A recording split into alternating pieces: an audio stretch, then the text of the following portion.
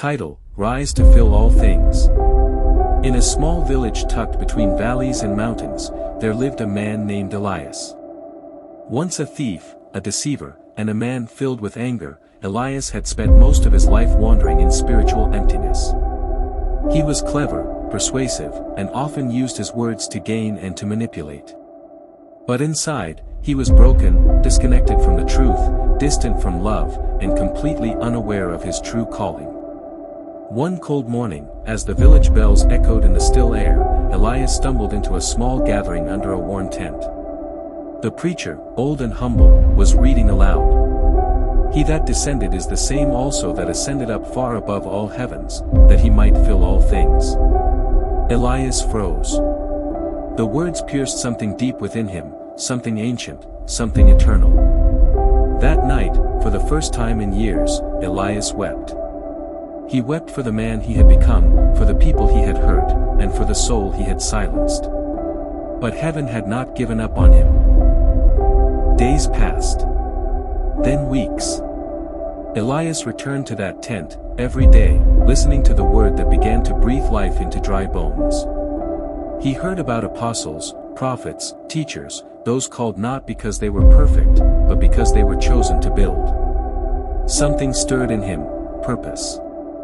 And so, Elias stopped stealing. He began to work with his hands repairing homes, planting gardens, and carving wood. But more than that, he began to speak life, where once his words tore people down, now his speech became rivers of grace. Children followed him to hear stories of hope. The old came to him for wisdom. The broken came to him for healing. He had been transformed. Let him that stole, steal no more, that he may have to give to him that needeth. Elias became more than a man, he became a minister of light. He walked the village not as a saint above others, but as a servant among them. Wrath had no place in him. Bitterness could not cling to him. His hands built. His voice edified. His heart forgave. One day, a boy asked him, "Elias, why do you do all this?" He smiled and said, "Because I was empty once. But he who descended into my darkness, ascended above it and filled me with his fullness. I'm just giving back what he gave." And that boy, who had once been angry at the world, smiled for the first time in years. You are not too far gone. You are not disqualified. You were meant to rise. He who descended into the lowest parts of the earth into your lowest moment is the same one who has ascended above all heavens so that you might be filled with all things.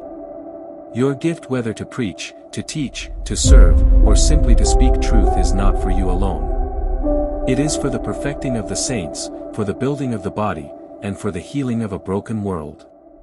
Lay aside the old man. Bitterness, anger, deception don't belong to you anymore.